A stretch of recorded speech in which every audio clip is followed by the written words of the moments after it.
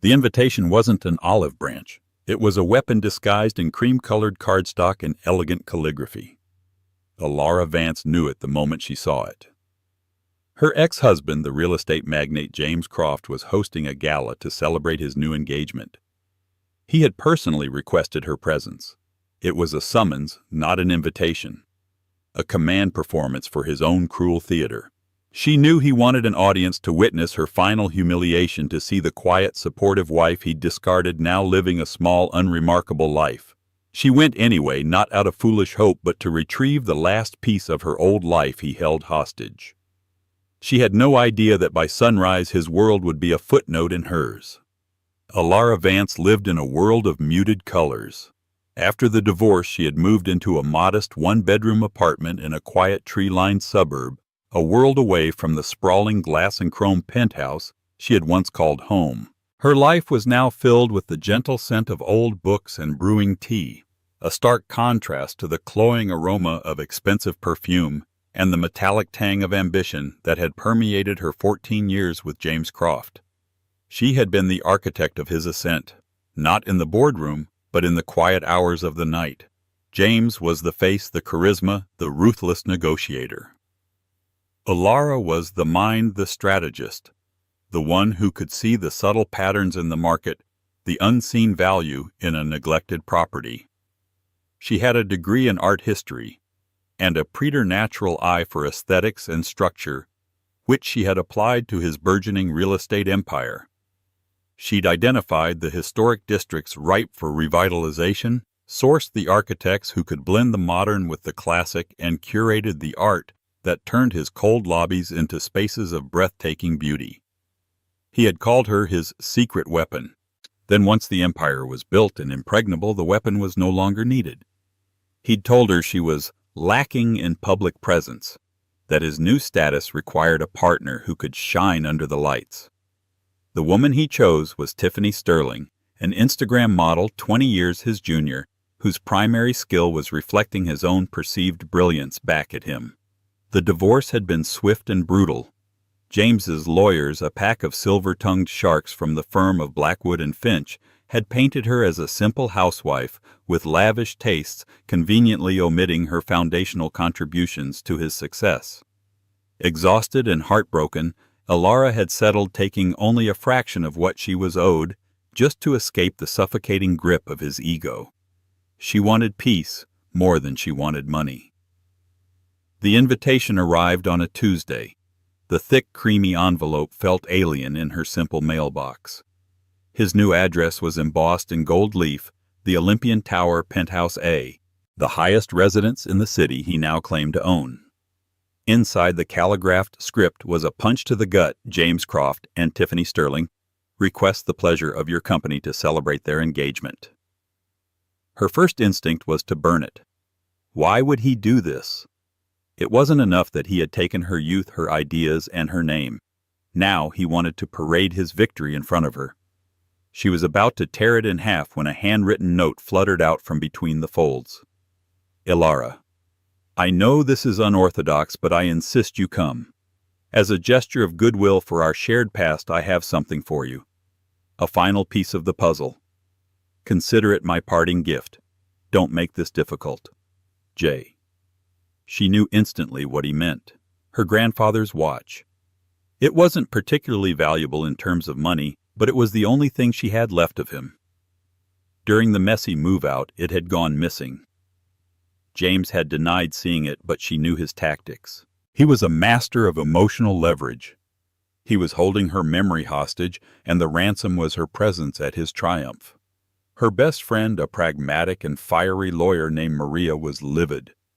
Don't you dare go, Elara. It's a trap. He's a narcissistic sociopath. He wants to hurt you to show everyone that he won. He has Grandpa's watch, Maria. Elara said, her voice quiet but firm. I can't leave it with him. It's like leaving a piece of my soul in his house. Then I'm going with you, Maria declared. No. Elara countered, a flicker of a forgotten strength in her eyes. This is something I have to do alone. I walked into his life alone. I'll walk out of it the same way. For the next few days, Elara prepared for battle. She didn't buy a new dress. Instead, she retrieved a simple, elegant midnight blue gown from the back of her closet. It was a dress from her old life, one James had always disliked because it wasn't flashy enough. It didn't scream for attention. It was confident in its own quiet beauty. She did her own hair and makeup, not the dramatic look James preferred, but a style that made her look like herself, intelligent, poised, and serene. As she took a taxi into the heart of the glittering city she had helped build, she didn't feel fear. She felt a strange, cold calm. She wasn't going to a party. She was going on a mission. Retrieve the watch, maintain her dignity, and then disappear from his life forever. She was Elara Vance, a quiet woman living a quiet life, and that was all she thought she would ever be. The elevator to the penthouse ascended with a silent, unnerving speed, a vertical launch into the stratosphere of the city's elite. When the doors opened, Elara was hit by a wall of sound and light. The cavernous space was a testament to James's ego. Floor-to-ceiling windows offered a 360-degree panorama of the city lights, making the guests look like gods surveying their domain from Mount Olympus. A string quartet played Vivaldi in one corner, while in another a white-gloved bartender poured champagne from gold-leafed bottles. The air was thick with the scent of money and insincerity. Men in bespoke suits and women dripping with diamonds turned to stare as she entered. Whispers followed her like the train of a gown. Is that? I can't believe he actually invited her. She looked so plain. Elara kept her head high, her gaze fixed, ignoring the piranhas circling in the gilded tank. She spotted him across the room, holding court near a massive, abstract sculpture she knew cost more than her entire apartment building. James looked like a king in his element. He was laughing a booming sound designed to command attention. At his side, Tiffany Sterling clung to his arm, a vision in a sequined, backless red dress that left little to the imagination. She was beautiful undeniably, but it was a harsh, manufactured beauty, as cold and flawless as the marble floors. As if sensing her presence, James's eyes met hers across the crowded room. A slow, predatory smile spread across his face. He excused himself and began to walk towards her, parting the sea of guests like a dark messiah. Elara, he said, his voice a low purr that used to make her feel safe, and now made her skin crawl. I'm so glad you could make it. You look well. The faint praise was a calculated insult. He gestured to her simple dress. Still favoring the understated look, I see. Some things never change. Hello, James, she replied, her voice even. It's quite a view. The best, he said, turning to gaze out the window. I only accept the best. You know that. He turned back, his eyes glinting. Tiffany, darling, come and say hello. Tiffany glided over, her smile as bright and artificial as a searchlight. Elara, it's just so brave of you to come, truly. She looked Elara up and down, a flicker of disdain in her eyes. James has told me so much about you. The implication was clear. He had told her all of Elara's insecurities, her fears, the intimate details of their life that were now just amusing anecdotes for his new lover. I came for the watch, James, Elara said, cutting through the pretense. All in good time, he smirked. Business before pleasure. Or is it the other way around? I always get those two mixed up. He clapped his hands together, his voice booming. Everyone, may I have your attention, please? The chatter died down. The entire room turned to face them. Elara felt 100 pairs of eyes on her, and her heart began to pound a frantic rhythm against her ribs. This was it, the main event. I'd like to thank you all for coming to celebrate my and Tiffany's future, James began. But I also think it's important to honor the past, to close chapters properly. He placed a hand on Elara's shoulder. She flinched at his touch. My former wife Elara is here tonight, he announced. Many of you remember her. She was always in the background, a great supporter. But as my world grew, her vision unfortunately did not. We simply outgrew each other. He paused, letting the humiliation sink in. He was painting her as a provincial simpleton who couldn't keep up with his meteoric rise. But I am not a man who forgets his humble beginnings. He continued, his voice dripping with false magnanimity.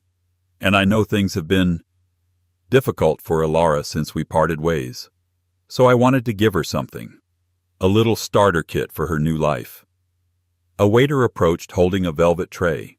On it was a small, gaudily wrapped box. James picked it up and handed it to Elara. "Go on," he urged. "Open it." Her hands trembled as she unwrapped the box. Inside, nestled on a bed of satin, was not her grandfather's watch. It was a cheap plastic-strap digital watch, the kind you'd buy at a drugstore for $10. Laughter rippled through the crowd. It started as a few titters, then grew into a wave of cruel amusement. "Every great empire starts with learning how to tell time," James said with a wink. But he wasn't finished. "And one more thing," he bellowed. He gestured to the main wall where a magnificent painting hung, a newly discovered piece by the abstract expressionist Mark Rothko, a swirl of deep blues and melancholic purples. Elara had been the one to identify it at a small estate sale years ago, telling James it was the key to securing their financial future. It was now worth tens of millions. "Elara always had a good eye," James said. "She loved this painting, so I had a little something made for her to remember it by." He snapped his fingers. Another assistant appeared holding a large flat object wrapped in brown paper. He tore it open to reveal a cheap pixelated poster print of the Rothko masterpiece. The kind of thing a college student might tack to a dorm room wall. "So you can still enjoy great art even on a budget." James finished, his voice slick with mock sincerity. The laughter was louder now, sharp and piercing. Tiffany giggled, covering her mouth with a perfectly manicured hand. Elara stood frozen, the cheap watch in one hand, the tacky poster being held up beside the priceless original. It was a perfectly crafted tableau of her humiliation. He hadn't just divorced her.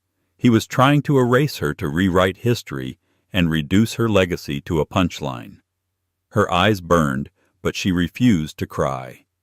She looked past James, past the jeering faces, and looked at the real Rothko. She remembered the thrill of discovering it, the dusty attic, the moment she knew she had found something that would change their lives. He had taken that moment and twisted it into this grotesque parody. She dropped the plastic watch back into its box and let it fall to the floor. She looked James directly in the eye. Her voice when she spoke was barely a whisper, yet it cut through the noise. "Where is my grandfather's watch, James?" He laughed, a final twist of the knife. "Oh, that old thing. I think Tiffany had it thrown out with some of your other old clutter. It was probably worthless anyway." That was the line. Not the public shaming, not the insults, not the theft of her legacy. It was the casual, callous dismissal of the one thing that connected her to a man she had loved and respected. It was the desecration of a memory. Something inside Elara, something that had been dormant for 14 years, finally snapped. Without another word, she turned and walked away. The laughter followed her, but it sounded distant now, like the buzzing of insignificant insects. She walked out of the penthouse, out of the building, and into the cold night air. The tears finally came, hot and furious. But they were not tears of sadness. They were tears of rage, a cleansing fire. She pulled out her phone, her fingers moving with a newfound certainty.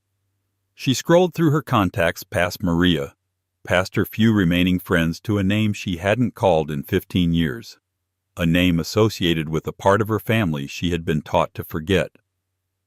The phone rang twice before a dry, papery voice answered. "Yes, Mr. Finch," she said, her voice shaking but clear.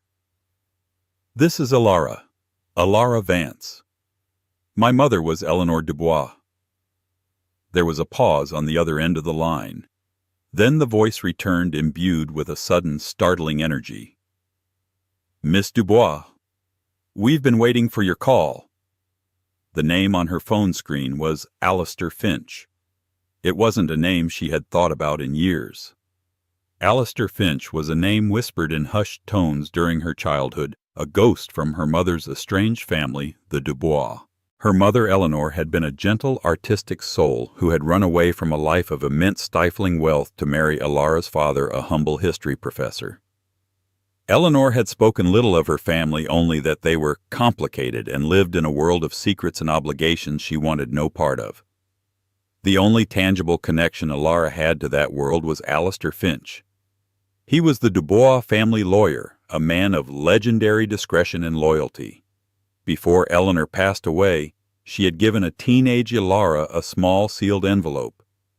"If you are ever truly in trouble," she had said, her voice weak but insistent.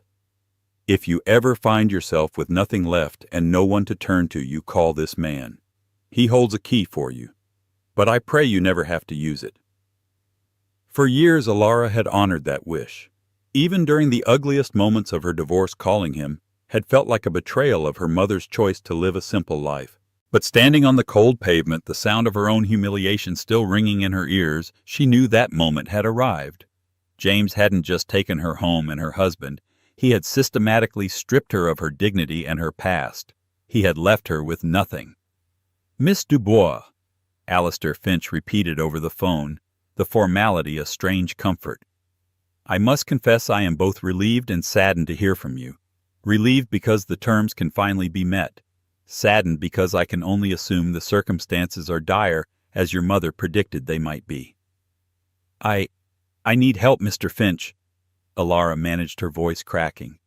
"My ex-husband, I am aware of Mr. James Croft." Finch cut in, his tone turning to ice. "We have been monitoring his activities for some time as per the instructions of the estate. Let us just say his reputation is well documented." There was a rustling of papers. "Miss Dubois, or do you prefer Vance?" "Elara is fine," she said, feeling a strange sense of detachment as if she were watching a character in a movie. "Elara, the final codicil of your great-uncle's will was contingent upon one of two conditions: your 30th birthday, or your formal declaration of need. You passed the first milestone some years ago, but per your mother's addendum, we were instructed not to act unless the second condition was met. Your call tonight is that declaration. Can you be at my office tomorrow morning at 9 o'clock? The address is 42 Old Willow Street." The address surprised her. It wasn't in the gleaming financial district where firms like Blackwood and Finch resided. It was in a quiet, historic part of the city known for its antique shops and cobblestone lanes. "Yes," she said without hesitation, "I'll be there." "Very good. And Elara," he added just before he hung up, "do try to get some rest. Tomorrow everything changes." Sleep was impossible. Her mind was a maelstrom of emotions. The shame from the party warred with a burgeoning, unfamiliar flicker of hope. She thought about her mother's words. "He holds a key for you." What could it be? A small trust fund. Enough to live on without the constant worry that nibbled at the edges of her peace. She didn't dare to hope for more. All she knew was that she had reached the bottom and the only way to go was up. The next morning she dressed with purpose. She chose a simple but well-tailored pair of trousers and a silk blouse. She felt a shift inside her. The woman who had meekly walked into James's party last night was gone. In her place was someone else. Someone forged in the crucible of that humiliation. The law office of Alistair Finch was as understated as its address. The sign was a simple brass plate polished by time. Inside, the air smelled of old leather, beeswax, and paper. The receptionist, an older woman with kind eyes, led her immediately to a large wood-paneled office. Bookshelves stretched from the floor to the ceiling, filled with leather-bound legal tomes. Alistair Finch rose from behind a massive oak desk. He was a tall, slender man in his late 70s with a shock of white hair and eyes as sharp and clear as a winter sky. He looked less like a lawyer and more like a university professor, the kind who taught the classics. "Elara," he said, his voice the same dry, precise tone from the phone. He shook her hand. His grip was surprisingly firm. "Thank you for coming so promptly. Please sit." He didn't waste time on pleasantries. He retrieved a heavy leather-bound portfolio from a safe behind his desk and placed it between them. "Your mother was a wonderful woman," he began, his expression softening for a moment. "She wanted to protect you from the burden of the Dubois legacy. She saw how it consumed her brother, your great-uncle Alistair Dubois." Elara's breath hitched. Her great-uncle. She knew almost nothing about him other than that he was a recluse who had died before she was born. Alistair was a collector. Finch continued, his fingers resting on the portfolio. He did not trust banks or stocks, or even governments. He believed in tangible beauty, in things that lasted. During the economic chaos of the mid-20th century, while others were buying bonds, your great-uncle was quietly buying art. He opened the portfolio. Inside were not legal documents but high-quality photographs and certificates of authenticity. Elara leaned forward, her art historian's eyes widening in disbelief. The first photograph was of a painting she recognized instantly, one of Monet's Lost Water Lilies series, believed to have been destroyed in a fire in 1958. The next was a breathtakingly intimate portrait by Gustav Klimt, a study for his famous The Lady in Gold. Then came a sculpture by Degas, a rare Van Gogh sketch from his Arles period, a Picasso from his Blue period, and a Jackson Pollock that radiated chaotic energy even in a photograph. On and on it went. Dozens of masterpieces, not just from the Western canon but priceless ceramics from the Ming Dynasty, illuminated manuscripts from the medieval era, and artifacts from ancient Egypt. "Your great-uncle had a network of discreet agents," Finch explained. "He acquired pieces that had disappeared from public record, works lost during wars sold off in secret by desperate aristocrats or misattributed in minor collections. He kept them in a climate-controlled subterranean vault in Geneva, Switzerland. For 50 years the world thought these treasures were gone forever. He called his collection the Silent Gallery." Elara was speechless, her mind struggling to process the scale of what she was seeing. I don't understand. What does this have to do with me?" Alistair Finch looked at her, a faint smile touching his lips. "Alistair Dubois died without a direct heir. He left everything in a trust managed by my firm. The sole beneficiary of that trust is you, Elara. You are the last of the Dubois line. As of this morning, when I filed the declaration of need, you have assumed full and total ownership of the Silent Gallery." He slid a final document across the desk. It was a valuation report compiled by a consortium of experts from Sotheby's and Christie's. Elara's eyes scanned the page, trying to make sense of the number at the bottom. The number had too many commas. What is this worth?" she whispered, her voice trembling. Finch leaned back in his chair. "The conservative estimate as of the market's close yesterday is approximately $2.7 billion, though frankly many of these pieces are considered priceless. Their return to the art world will cause a seismic shift. Elara, you are not just a wealthy woman. You are now one of the most significant and powerful figures in the international art market." Elara stared at the number, then at the photos of the masterpieces. She thought of James's mocking gift, the cheap poster of the Rothko he had stolen from her. She thought of him preening in his penthouse, believing he was the king of the world. A slow, powerful emotion began to rise within her, eclipsing the last vestiges of her pain. It was not joy, not yet. It was a cold, clear, and absolute sense of purpose. She looked up at Alistair Finch, the timid, heartbroken woman completely gone, replaced by the heiress of the Dubois legacy. "Mr. Finch," she said, her voice steady and hard as diamond, "I'm going to need a new legal team and a public relations firm. I want to announce the rediscovery of the Dubois collection, and my first acquisition will be a controlling interest in the auction house that handles James Croft's art portfolio." The world found out about Elara Vance at 9:01 a.m. the next day. It wasn't through a whisper or a rumor, but through a coordinated global press release that hit every major newswire simultaneously. The Lost Dubois collection, the Silent Gallery, rediscovered. Heiress Elara Vance, to unveil priceless masterpieces. The announcement was an atomic bomb dropped into the placid waters of the art world and the high-stakes arena of global finance. Art historians wept, museum curators fainted, and billionaires who defined themselves by the art on their walls choked on their morning espressos. The name Dubois was resurrected from the annals of history, and attached to it was a name no one recognized, Elara Vance. The press release was a masterpiece of strategic communication crafted by the best PR firm Alistair Finch's connections could secure overnight. It included tantalizing images of a few of the newly discovered works, just enough to prove the claim's validity and send the market into a frenzy. It also included a short, powerful biography of Elara mentioning her art history degree, her quiet but influential role as a private arts consultant, and her lineage as the sole heir to the legendary collection. Her marriage to James Croft was mentioned only as a brief one-line footnote. Ms. Vance was formerly married to real estate developer James Croft. It was a clinical, dismissive sentence that relegated 14 years of her life to historical irrelevance.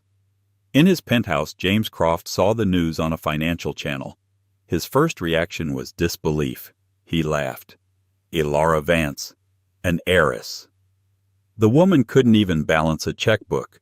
This has to be a mistake, some other Elara Vance. Tiffany, scrolling through her phone, looked up with wide eyes. James, it's everywhere. The Wall Street Journal, the Financial Times, even the celebrity gossip blogs. They have pictures. It's her.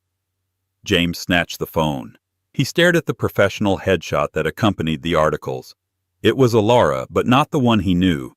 The haunted, weary look in her eyes was gone, replaced by a calm, unshakable confidence. She looked powerful. It was infuriating. His phone began to ring, a frantic cascade of calls from his business partners, his investors, the chairman of the museum board he had just joined. The narrative he had so carefully crafted of the brilliant tycoon, held back by his simpleton wife, was crumbling in real time. He was no longer the main story. He was a footnote. Meanwhile, Elara was not giving interviews. She was not basking in the sudden glow of fame. She was in a war room. Alistair Finch had assembled a team of the sharpest minds in finance and law in his firm's library. They were executing Elara's first command. Mr. Croft's art portfolio is leveraged. One of the financial analysts, a young man named David Chen, explained, pointing to a complex chart on a screen. He uses his collection as collateral for loans to fund new high-risk developments. The value of that collateral is determined by market confidence in recent auction prices. Specifically, he does most of his business through a boutique, highly respected auction house, Beaumont's. Beaumont's is a family-owned institution, Elara said, her knowledge of the art world clicking into place. Old money. They pride themselves on discretion and stability. Precisely, said Alistair. And like many old money institutions, they have been struggling with cash flow. A major infusion of capital would be seen not as a hostile takeover, but as a salvation. Elara's instructions were simple and devastatingly effective. Her new corporation, the Dubois Vance Foundation, would make a quiet, overwhelmingly generous offer to acquire a 51% controlling interest in Beaumont's.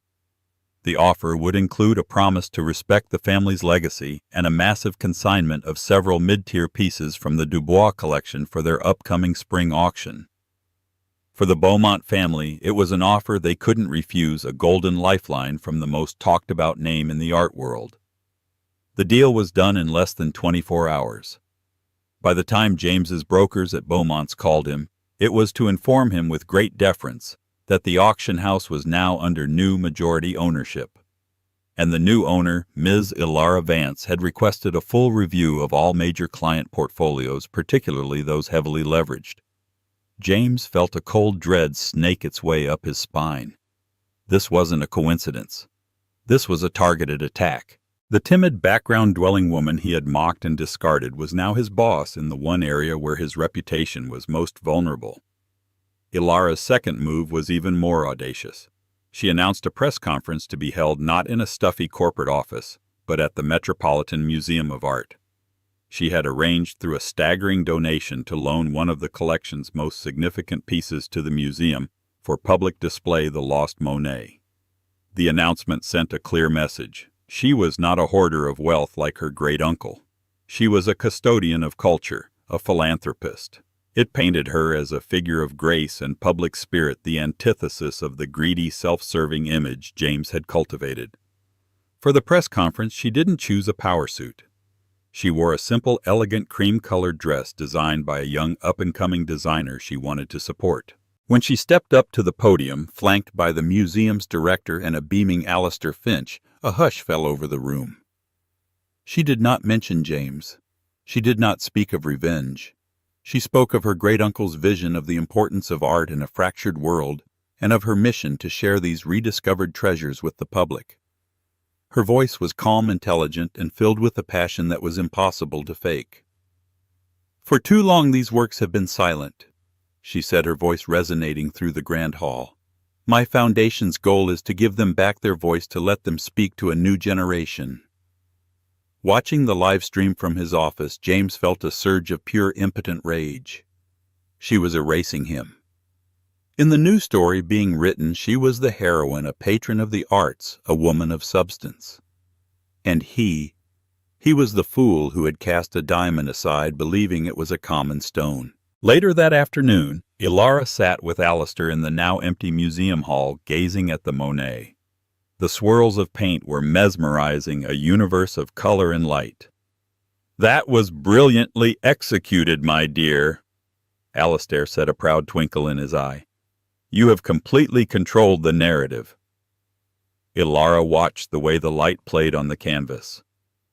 "James's power comes from the story he tells about himself," she said softly.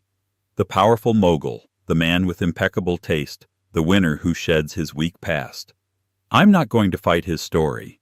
I'm going to write a better one so bright it casts his into shadow." She turned to Alistair. "Now for phase 2. I want to know everything about his finances, not just the leveraged art. I want to see the foundations of his real estate empire. My husband always said that every beautiful building has a weak point in its foundation. I want to find it." Alistair Finch smiled. "I believe my forensic accounting team has already found it." The Queen had made her opening moves. Now it was time for the checkmate. James Croft's empire was a skyscraper built on a foundation of sand. On the surface, it was all gleaming glass and steel, the Olympian Tower, luxury condos, high-end commercial properties. But beneath it all, it was a dizzying labyrinth of shell corporations, high-interest loans, and dangerously over-leveraged assets. He was a master of illusion, selling the perception of wealth so effectively that no one bothered to check the vaults. Elara, however, knew where the vaults were. She had been there when they were built. The forensic accounting team Alistair had hired a group of quiet, ruthless number crunchers who operated with the precision of surgeons, laid it all out for her in the Dubois Vance Foundation's new headquarters. They had taken over 2 floors of a skyscraper directly opposite the Olympian Tower, a symbolic move that was not lost on Elara. "The key vulnerability is here," said the lead accountant, a sharp woman named Isabel Reed, pointing to a name on a flowchart, Project Nightingale. "It's his flagship new development, a massive eco-friendly luxury mixed-use complex on the waterfront. It's his legacy project." Elara remembered Nightingale. It had been her idea years ago. A vision of sustainable urban living with green roofs, recycled water systems, and integrated community spaces. James had initially dismissed it as tree-hugger nonsense, before realizing the immense PR and financial potential in green luxury. He had taken her concept and stripped it of its soul, turning it into another monument to himself. "The entire project is financed against his existing properties," Isabel continued, "but he's run into a problem. To complete the final, most profitable phase, the luxury residential tower, he needs to acquire one last small parcel of land." She highlighted a tiny square on the development map. "It's an old historic warehouse. The city's landmark commission has been blocking its demolition. James has been trying to force it through with lobbyists and backroom deals for months. Without that parcel, the whole project stalls and his loan covenants will be triggered." A cold, clear sense of purpose settled over Elara. Who owns the warehouse? Alistair Finch cleared his throat, a hint of a smile playing on his lips. It is owned by a small, discreet LLC named Cordelia Properties, an entity I took the liberty of setting up for the foundation last week. We purchased it from its previous owner, an elderly gentleman who was tired of Mr. Croft's bullying tactics. As of yesterday, Elara, you own the linchpin to his entire empire. For the first time since this ordeal began, Elara laughed. It was a genuine cathartic sound. It was so perfectly ironic. He, the great real estate tycoon, was being blocked by a single piece of property, and she was the one who held the deed. Her next moves were swift and silent. She didn't announce her ownership of the warehouse. Instead, she began to apply pressure from all sides, a multi-pronged attack designed to systematically dismantle his power base. First, Beaumont's. Under her new ownership, the auction house implemented a portfolio risk reassessment. It was a standard, if rarely used, clause in their client agreements. James's collection, which was the collateral for Project Nightingale, was officially reassessed. Given the new market volatility created by the emergence of the Dubois collection, its value was conservatively and legally downgraded by 20%. This triggered a margin call from his lenders. He needed to come up with a staggering $80 million in liquid cash immediately to cover the shortfall. James panicked. He tried to sell other assets, but word was already on the street. Elara, now a darling of the financial press, gave a carefully worded interview about her foundation's new focus on sustainable and ethically sound investments, subtly casting shade on over-leveraged dinosaur developers who prioritized profits over stability. The market reacted. James's credit rating dipped. The interest rates on his loans skyrocketed. Second, the art world. Elara hosted a private gala not to show off, but to build alliances. She invited the directors of the world's most prestigious museums, influential art critics, and the very cultural philanthropists James had spent years trying to court. At the event, she announced the formation of a new grant program funded by her foundation to support emerging artists and to restore neglected public monuments. She became a patron saint of the arts, overnight beloved and respected. James, who had used art merely as a financial instrument, was suddenly seen as a crass amateur. When the museum where he was a board member asked for a donation to their new wing, his check was politely returned. The Elara Vance wing was announced a week later. Finally, the warehouse. While James's lawyers were frantically trying to discover the owner of Cordelia Properties, Elara was working with the city's Landmark Commission. She hired the world's leading architectural preservation firm to study the old warehouse. Their report was a revelation. The building wasn't just old. It was a masterpiece of early industrial cast iron architecture, one of only 3 of its kind left in the country. Elara publicly petitioned to have it declared a National Historic Treasure, a move that would make its demolition legally impossible. The city, buoyed by the wave of positive press surrounding Elara, eagerly supported the initiative. The little warehouse she had bought for a pittance was suddenly on the front page of the architecture journals. The walls were closing in on James. His lenders were calling daily. His business partners were growing nervous. His social standing was evaporating. Tiffany, who had hitched her wagon to a billionaire, was becoming increasingly distant and irritable. The opulent lifestyle he had promised her was under threat, and her loyalty was only as deep as his bank account. He grew desperate. He started calling Elara. At first she ignored the calls. Then one evening, as she sat in her office overlooking his darkened, half-finished Project Nightingale, she decided to answer. "What do you want, James?" she asked, her voice calm and devoid of emotion. "You bitch!" He snarled, his voice a venomous rasp. "This is you. I know it is. The warehouse Beaumont's. You're trying to ruin me." "Ruin you?" Elara replied, a touch of ice in her tone. "No, James. I'm just playing the game with the rules you taught me. You taught me that everything has a price. You taught me that sentiment is a weakness. You taught me that power is the only thing that matters." "What do you want?" he repeated, his voice strained. Money, is that it? Name your price for the warehouse. I'll pay it. Elara looked out at the city lights. It's not for sale, she said simply. Everything is for sale, he roared. What the hell do you want from me? I want you to deliver something to my office tomorrow morning, she said. Something that belongs to me. What? What is it? He demanded. My grandfather's watch, she said.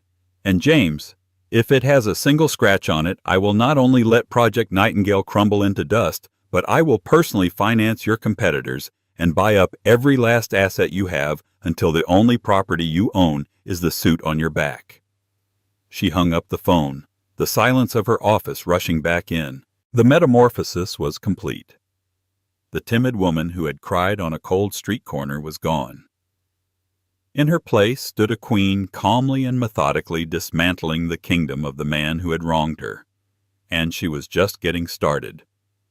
The next morning, a haggard, ashen-faced James Croft stood in the lobby of the Elara Vance Foundation.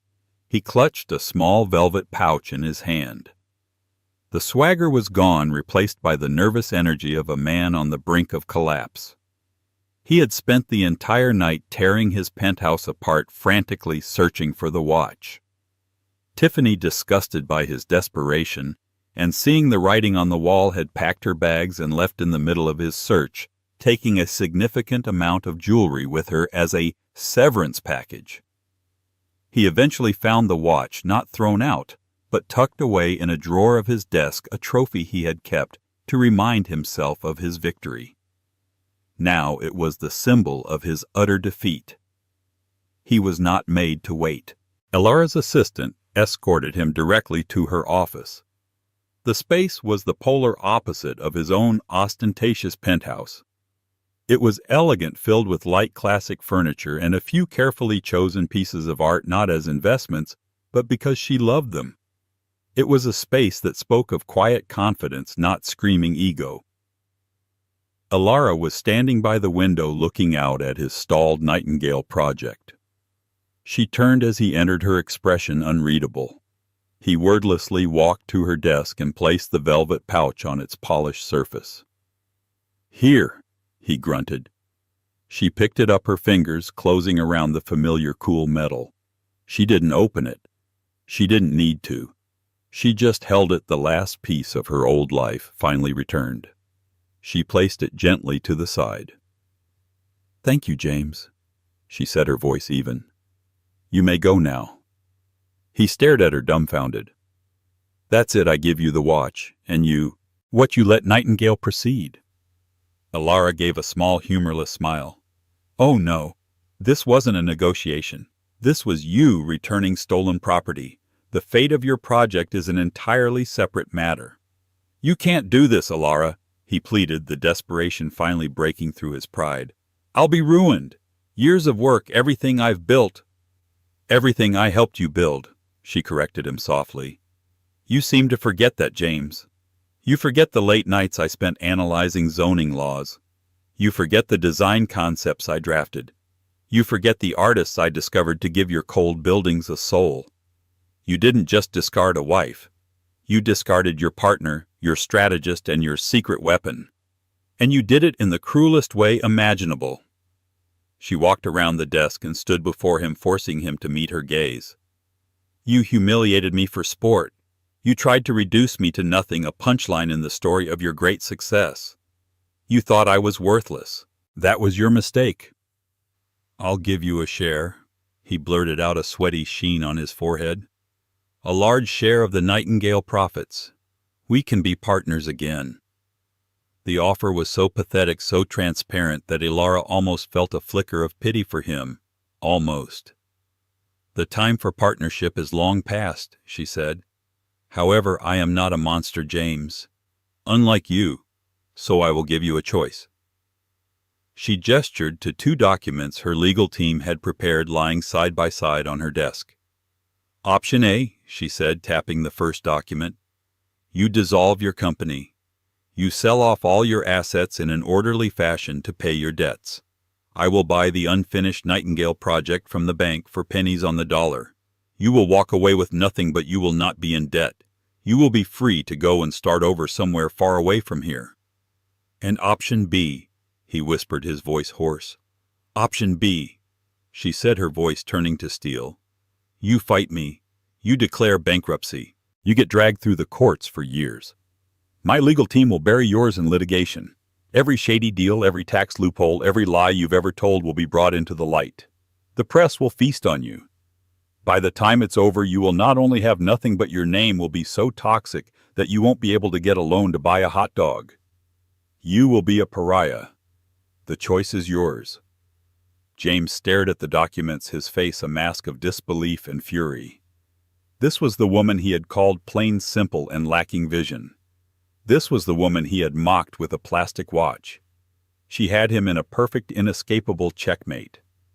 He saw the cold, hard logic of her plan. She wasn't just destroying him. She was offering him the only mercy he would ever get, and it was a mercy he had never once shown her. His shoulders slumped. The fight went out of him, replaced by the hollow emptiness of defeat. He knew he had no choice. He had underestimated her on every conceivable level. I'll take option A, he mumbled, his gaze fixed on the floor. A wise decision, Elara said coolly. My lawyers will be in touch with yours to handle the transfer. The press release from your company should state that you are retiring for personal health reasons. I expect it on the wires by noon. He didn't answer. He simply turned and walked out of her office, a ghost in a $1,000 suit. As the door clicked shut behind him, Elara finally let out a long, slow breath. She walked to the desk and picked up the velvet pouch. She opened it and drew out her grandfather's watch. The crystal was intact. The silver was tarnished but unmarred. She wound it, and the delicate ticking began a steady rhythmic heartbeat. A sound from her past, now a promise for her future. The empire of James Croft was over. The reign of Elara Vance had just begun. The news of James Croft's sudden retirement sent a brief shockwave through the city's financial circles, but it was quickly eclipsed by the announcement that followed. The Dubois-Vance Foundation had acquired the stalled Nightingale project, promising to see it through to completion with a renewed focus on community and artistry. Elara didn't just finish the project, she transformed it. She scrapped James's plans for another soulless monument to wealth. The centerpiece was no longer a towering luxury spire, but the beautifully restored historic warehouse, which she turned into a vibrant public art center with subsidized studios for struggling artists and a free gallery space. She brought back the original green roof concepts, expanded the public parks, and mandated that a significant portion of the residential units be designated for affordable housing, creating a true mixed-income community. She commissioned a breathtaking sculpture for the main plaza, not from a big-name artist, but from a brilliant young talent she had discovered through her foundation's grant program. The project, once a symbol of James's greed, was reborn as a testament to Elara's vision. It was renamed the Dubois Commons. Her power was not in the billions she now controlled, but in how she chose to wield it. The silent gallery was no longer silent. Masterpieces were loaned to museums around the world, with a special focus on institutions in underserved communities. She used her controlling interest in Beaumont's not to crush rivals, but to create more transparent ethical practices in the often shady art market. She became a force not of destruction but of creation and restoration. She never saw James again. She heard whispers that he had moved to a small, forgotten coastal town, living a quiet life of anonymity. He was a ghost, a cautionary tale whispered at cocktail parties. Tiffany Sterling's fame fizzled out, and she was last seen promoting discount teeth-whitening kits on social media. They were characters from a book Elara had long since finished reading. One sunny afternoon, about a year after she had reclaimed her life, Elara was walking through the newly opened Dubois Commons. Children were playing in the fountains, people were lounging on the grass, and music from a street performer drifted through the air. She saw Maria, her loyal friend, sitting on a bench smiling. "Look at you," Maria said, as Elara sat down beside her. The benevolent queen surveying her kingdom. Elara smiled, a genuine, peaceful smile that reached her eyes. "It's not a kingdom, Maria. It's a community. She glanced down at her wrist. She was wearing her grandfather's watch. The silver was polished now, and its ticking was a quiet, constant reminder of where she had come from and how far she had traveled. Her victory wasn't in James's downfall. His ruin had been a necessary consequence, the clearing of a diseased, old-growth forest to make way for new life. Her true victory was this: the laughter of the children, the beauty of the public art, the thriving community she had built from the ashes of her pain. She hadn't just become a billionaire. She had become an architect of her own legacy, one built not on power and ego, but on purpose, passion, and a quiet, unshakable strength. The world had tried to make her a footnote in a powerful man's story, but she had become the author of a new, more beautiful story, all her own. And it was only just beginning. That is the incredible journey of Elara Vance, a woman who walked through the fires of public humiliation and emerged not just reborn, but reforged. Her story is a powerful reminder that true wealth isn't measured in dollars but in resilience. It shows us that the quietest voices often have the most profound things to say, and that our greatest strength is often forged in our deepest pain. Elara's triumph wasn't just about getting revenge. It was about reclaiming her narrative and using her newfound power to build a better world than the one she had left behind. If Elara's story of resilience and ultimate triumph resonated with you, and if you believe in the power of turning pain into purpose, please show your support by hitting that like button. Share this story with someone who might need a reminder of their own inner strength. And don't forget to subscribe and turn on notifications so you won't miss our next story of incredible real-life drama and inspiration. Thank you for listening.